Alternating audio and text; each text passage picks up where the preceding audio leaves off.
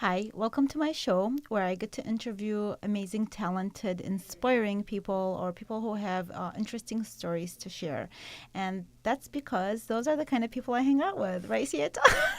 Yes, yes, it is. So today I have Siete here. I have to look at his name to make sure. Siete. Siete 16, Is Guevara. Siete 16. Hmm. And this is your poet Hmm. name? Yes, Yes. ma'am. Yes, ma'am. So I've had the pleasure of meeting Siete 16 at book signings, Hmm.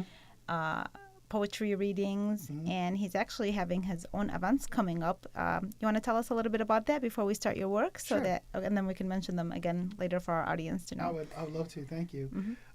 What we're getting ready for is April is National Poetry Month, and we will be doing two shows at the Dovetail, which is a local coffee house in Warren, Michigan. It's located on Hoover and 12 Mile, right nearby St. John's Hospital, and also nearby Rite Aid, right across where the strip mall is, and it's with next to a President Tuxedo.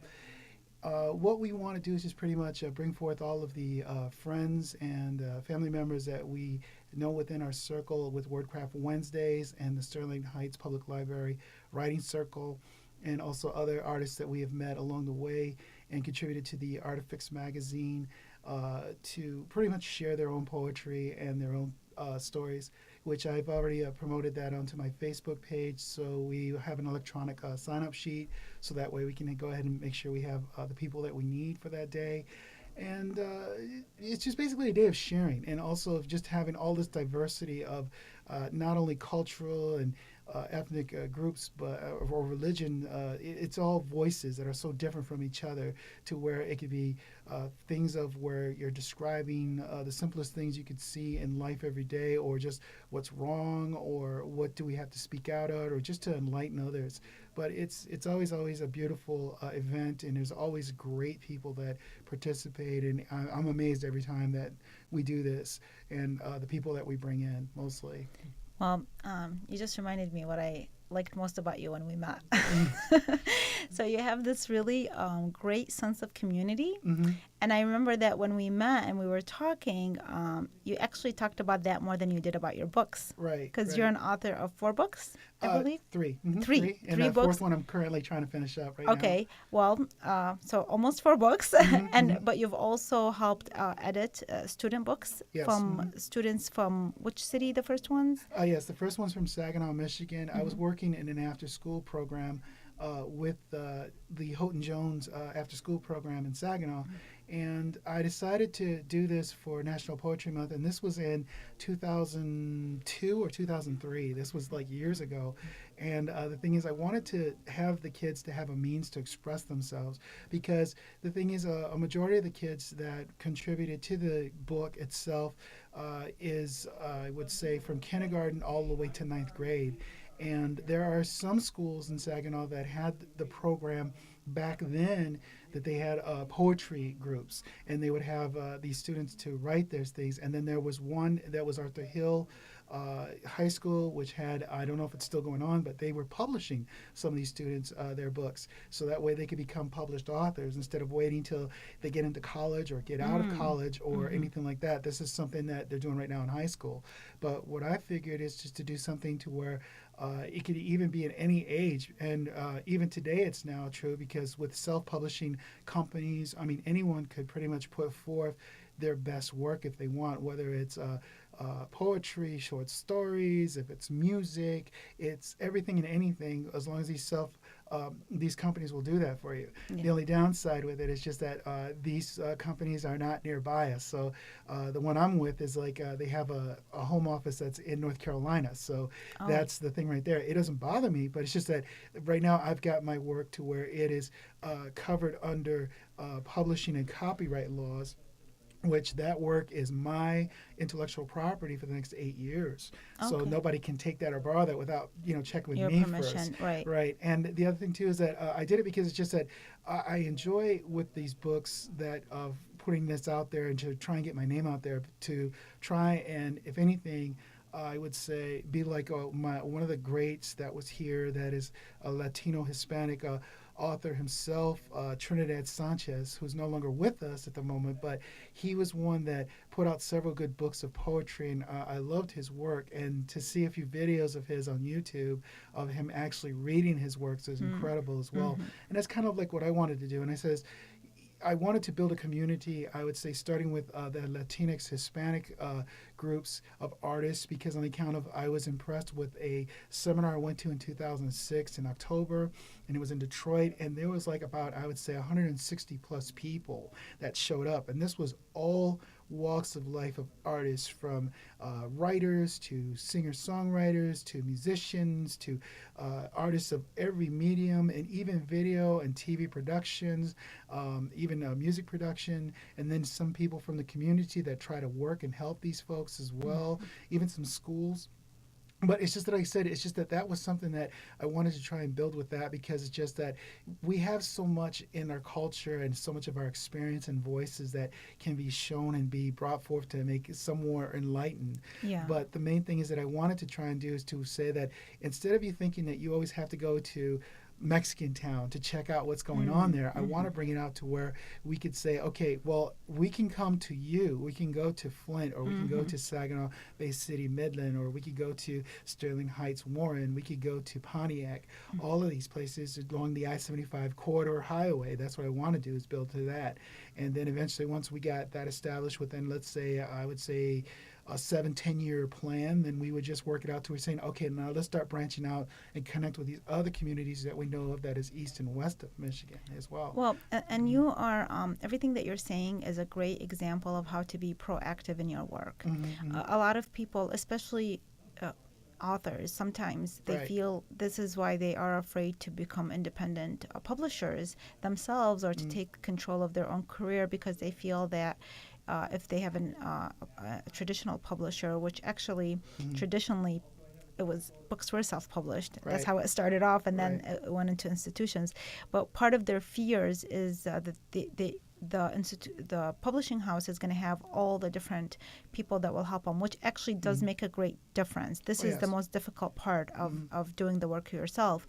At the same time, now it's not like that anymore. Now you still have to promote your work. So authors who were kind of just feeling comfortable that the publisher was doing everything, now authors, regardless of how they get published, they have to step up into that and take on that role.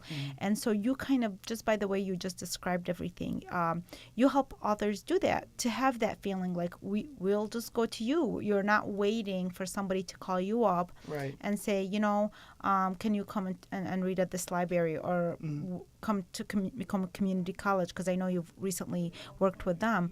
You take the initiative, and that's really inspiring just listening to you. I don't know if you mentioned this right now, but you're also doing the book with the students for Sterling Heights. I mean, this is something, an upcoming project that you're working on. Yes. So that's going to be similar to the one that you had in Saginaw, but it's with the Sterling Heights students. Right.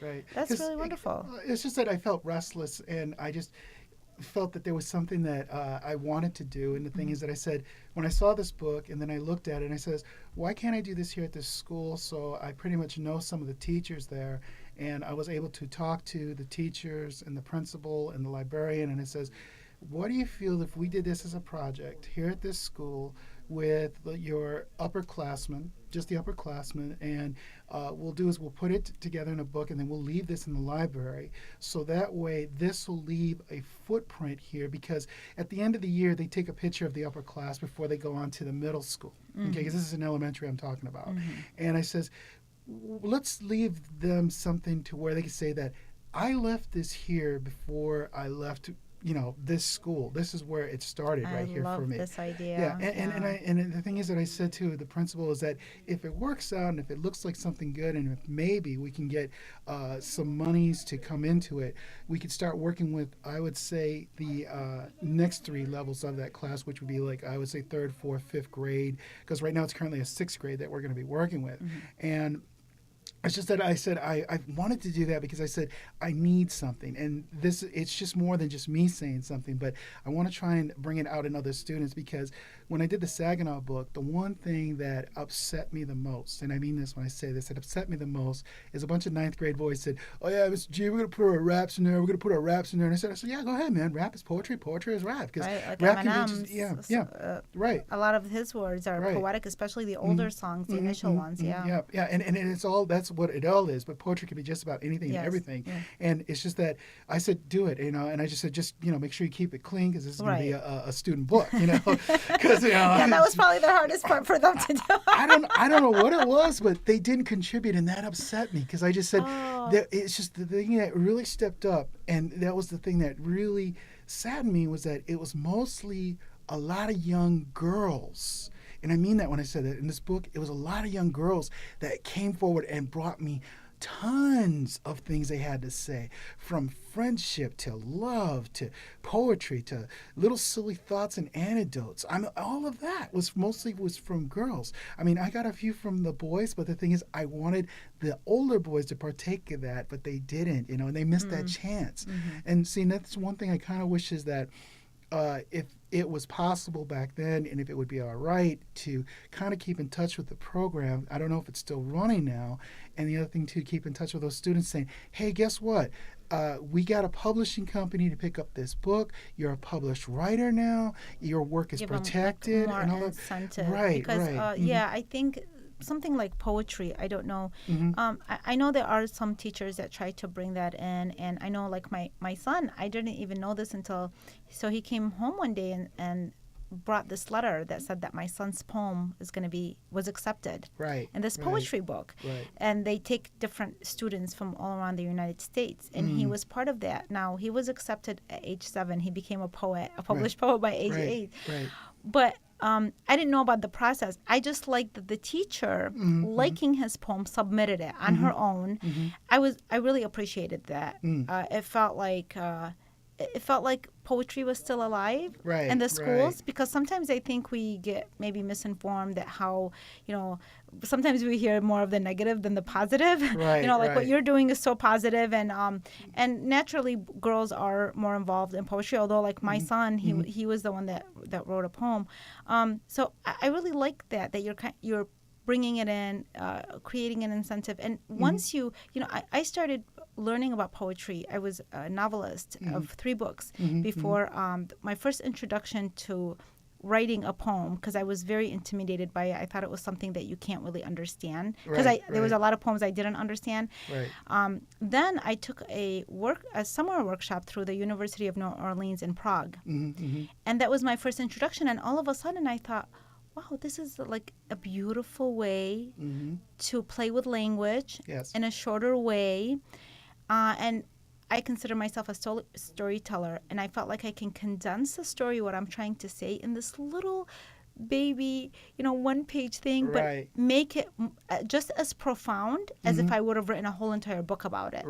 So that was, once I was introduced to that, next thing I know, that it gave me the confidence, and it also changed my perception about poetry.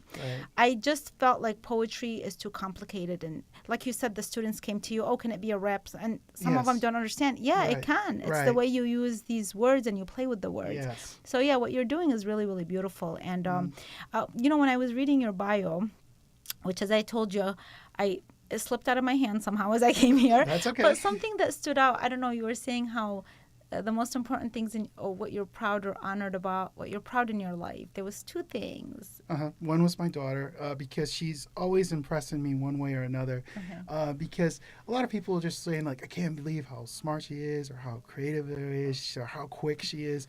And it is good, but it's just, I make the joke of saying that I know this, but then I kind of make the joke saying, yeah, she is smart. I just wish she would use it more for good instead of evil these days, But, the thing is, I know, but it's like I said, it's just that it's something that I'm saying, like, I think it's that evil eye, the oho that my mom put on me to get back at me with this kid, because on the account of I was a handful too, I'll admit it. But again, I had brothers, so, that's what, but that's the past. But the second how old thing, is your daughter? She is going to be 12 this year, Oh, okay. and I'm That's like my kind of, daughter's I know, age. and I'm not like, she's becoming a teenager to Oh go into God, the yeah, yeah. teenager They and do something. It's start just, early. This is I know, but it's just so scary. But the thing is, I say, well, look, just as long as we try, my wife and I, we try to keep an open line with her. We try to talk to her, and we try to let her know that just talk to us, because there's just so much, I would say, today for our children that is more. I wouldn't say negative, but it's just that it seems that it's hitting them quicker than it was when, like, before I hit and middle like an school. overload of Right, information. There is a lot of right. stuff coming toward them. Yes, Yes, yes, yes, because now they got their chance to own smart devices these yes, days. And yes. the thing is that, it wasn't until high school I was going to say internet. Oh wow, cool, the coolest thing, internet, the internet, and Yeah. that type of thing. And the thing is that, it didn't really hit me till then. But the thing is, now it's like they have access to the internet at early ages, and they have school projects where you work on the internet to learn and to reference things and all of that. And they get all this access to all these things that are in the schools.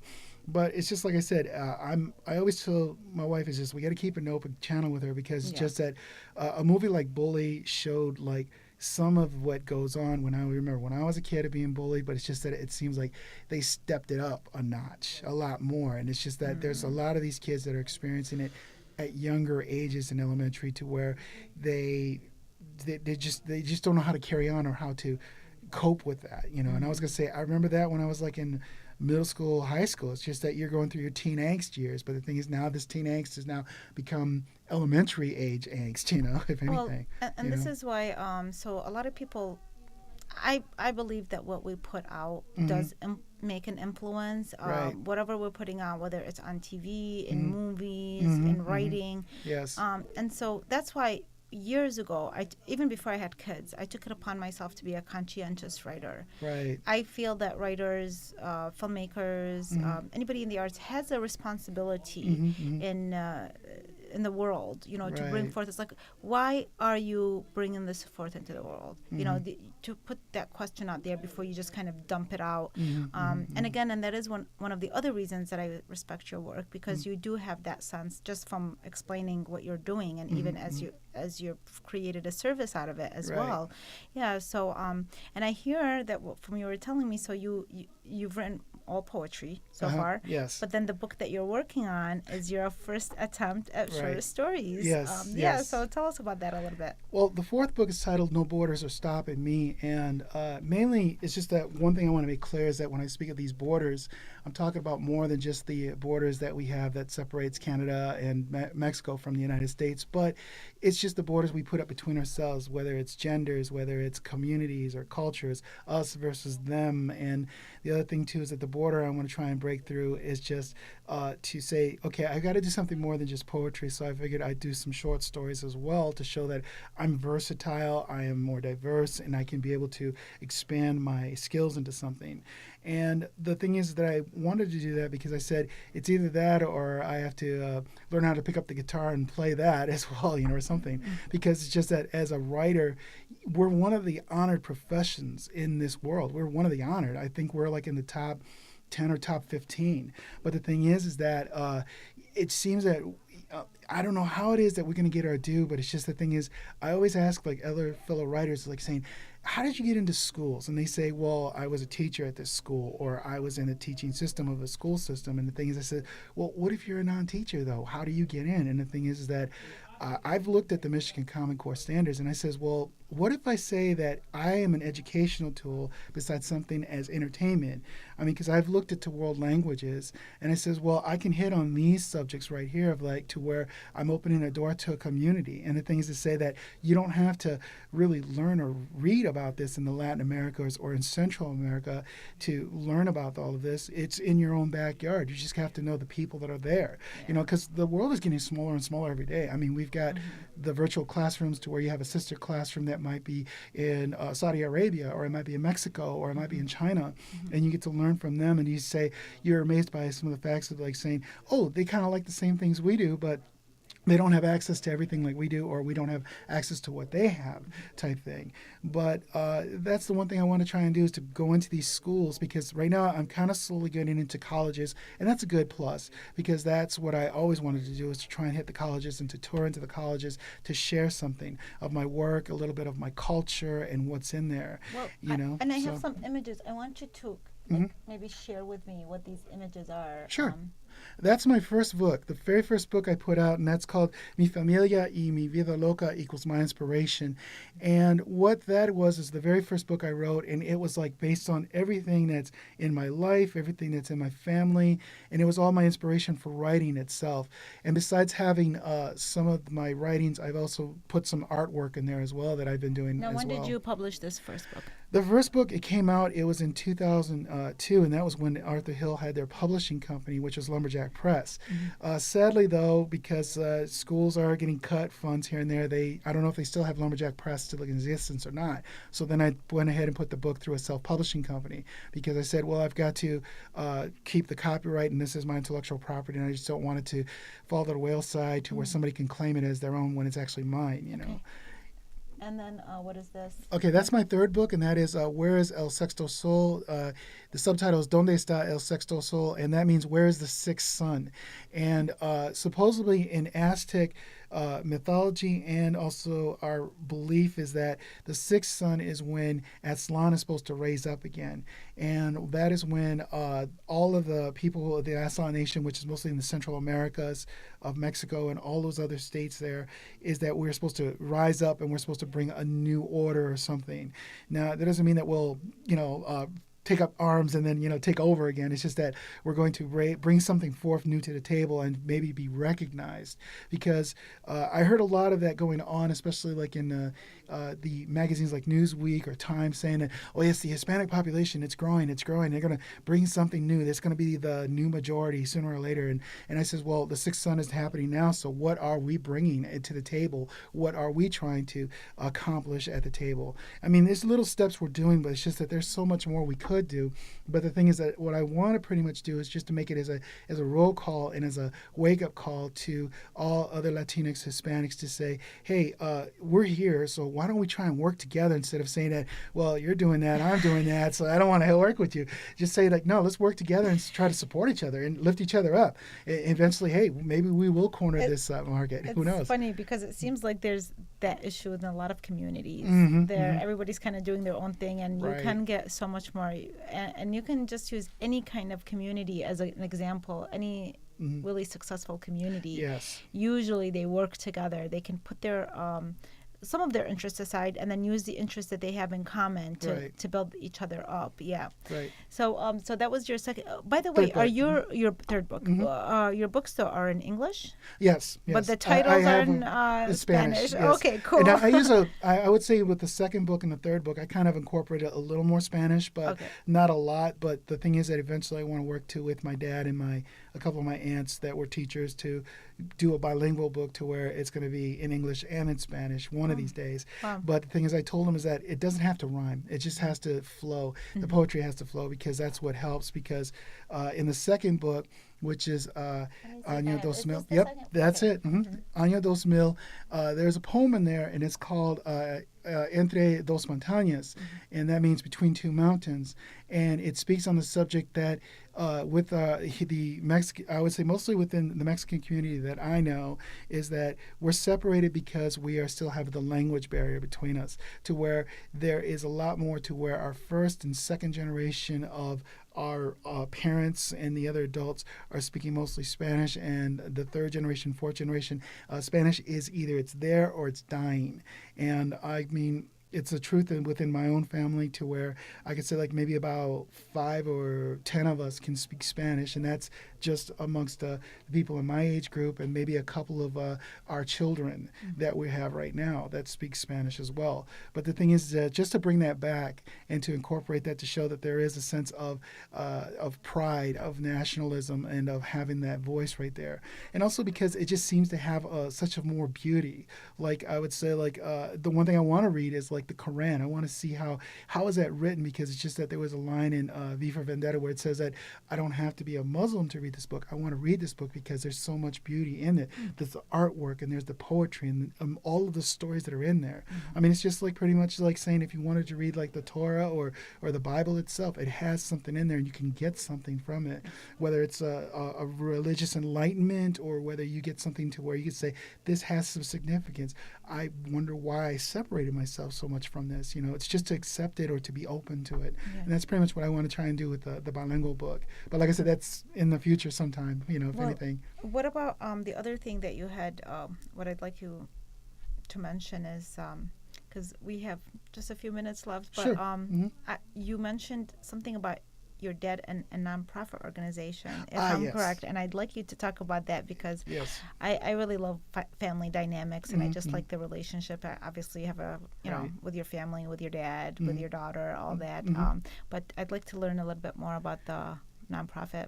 Right. Our organization is called Artistas Latina en Acción Siempre, which is our monogram is ALAS, and it came into about because my dad and I, when we attended, like I said, the seminar in 2006 in Detroit in October, and it was where we met all of these Latino and Hispanic artists. And I mean, I'm not talking just from the Mexican community. There was Puerto Ricans, there were Cubans, there was a few Argentinians, Hondurans, Salvadorians. All of us right there were in that room, just trying to communicate with each other, to network with each other, to work with each other, or socialize and to get something out of everybody.